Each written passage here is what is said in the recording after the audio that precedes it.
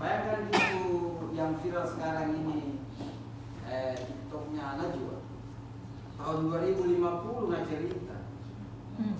Ada yang pernah lihat dengan tahun 2050 itu dia cerita bagaimana keadaan tahun 2050, mulai 2030 sampai 2050.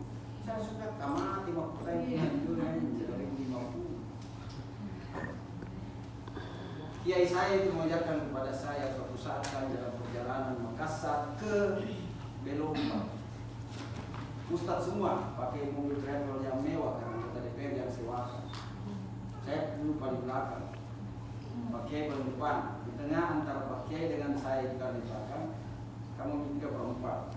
Ustadz semua. Cerita bu. Maksudnya anak kasih Pak Kiai sudah 3 sekian jam kita sudah sampai di Belomba. Saya diam-diam saja, tentunya saya diam-diam. Ini Pak Kiai dasar orang besar di Betawi. Nah, dia nyelutuk. Dia bilang, ngapain cerita yang seperti itu? 1 detik ke depan kita tidak tahu keadaan kita. Langsung hening bu.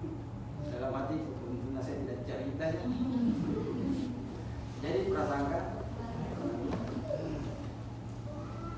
Yang kedua, ibu sekalian, alhamdulillah.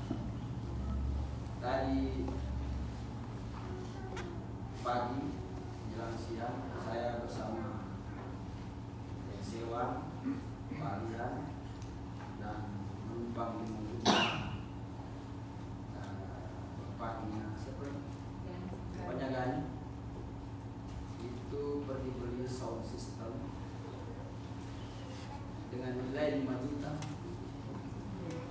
Sound system itu bu, kalau kan dipasang wakaf itu baru 2 strek diangkat, itu kedengaran dari wakaf sampai di pertigaannya buka mata. Dan 5 juta ini banyak elektro nakal. Benar. Sudah sumur bor dan akan dipasang di dekat pohon jeruk. Nah, jadi nanti itu di samping mengantisipasi jamaah kalau cuma mau berwudu lagi tidak perlu ke belakang sini, langsung berwudu sini. Yang kedua ada yang dipakai siram taman kelinci. Yang ketiga siapa saja mau ambil air di situ silahkan. Sudah dilarang.